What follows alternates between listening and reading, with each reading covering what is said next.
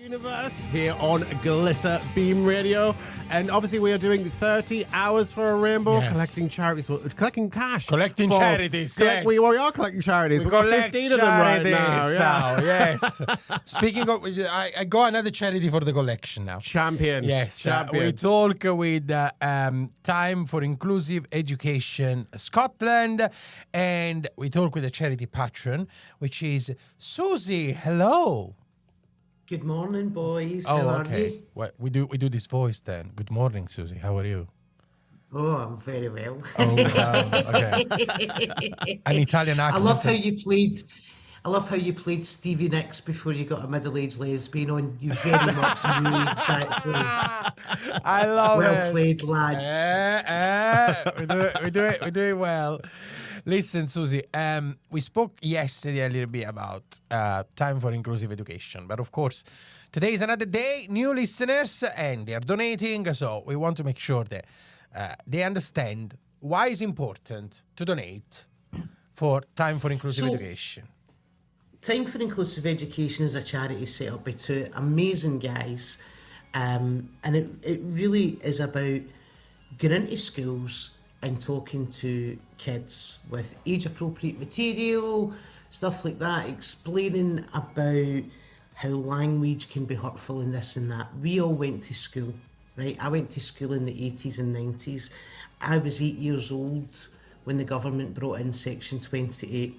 And what Time for Inclusive Education does is eradicates all the bad work that Section 28 done, and it explains to children about language and love, and ultimately how we get a better world by being inclusive and saying and enabling teachers, arming teachers with work and with stuff that they can go to sit down with kids that maybe come up to them and go, I'm gay, I'm trans, I'm non-binary, I don't know what to do about my family, I don't know how they're going to take it, because let's be honest, we're of a generation where that was not easy for us. It really wasn't.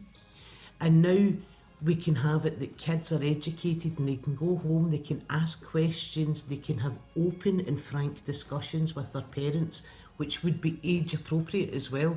And I think that's so important, because when you're at school in those formative years, especially your teenage years, it can feel so lonely. And if you live, it's all right, if you're living in Glasgow, Edinburgh, London, whatever, you may be more aware of people around you who are part of the LGBT community, but it's when we leave these bigger cities and we go to more rural areas as well, and you might think you are literally the only gay in the village. So it's really important that we arm our teachers and our education experts with knowledge to help kids, so that we don't have kids having to deal with their mental health because of their sexuality and their gender.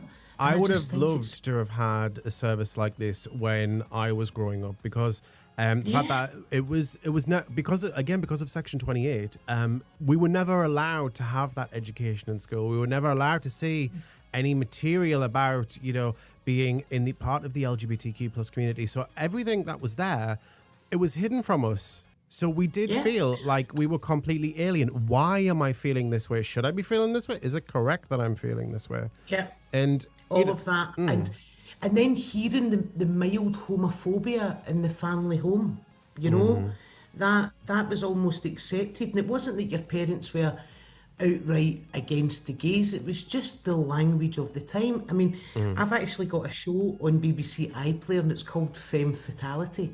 And I talk about how when we had a gay storyline in EastEnders, and a front page of a British newspaper ran it as East Benders. I mean, was it the Sun, the Daily Mail, or because there is a number of this. One of those trash publications. I mean, it was a red top. It certainly wasn't a broadsheet, it wasn't the Financial Times, But that was of that thing. And then every portrayal of gay people on TV, if it was a male relationship, it was always an older man and a younger man. And the younger man would be under 21, so it would be under the age of consent. So we're going down another rabbit hole there and insinuating things that weren't there. And then the lesbians, well, they just listened to poetry and inevitably ended up dying. I mean, it was a terrible representation of the gay community. You know, and there was always this kind of, there's a seediness to the gay community. And you go, it's just pubs with people dancing to Donna Summer. It's smashing, and you come, But having time for inclusive education, having the team at TIE really working their way through Scotland. I mean, these two guys, Liam and Jordan, got inclusive education on the statute books in Scotland to go into our education curriculum. Two guys, one of them's not even a member of the LGBT community, but he is a bigger lesbian than me, I will say.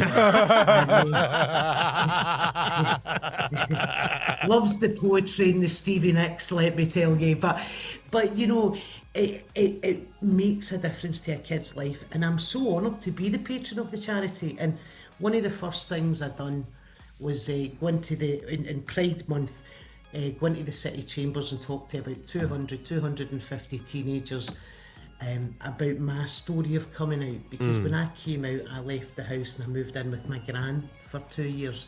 My gran had more statues than the Vatican, right?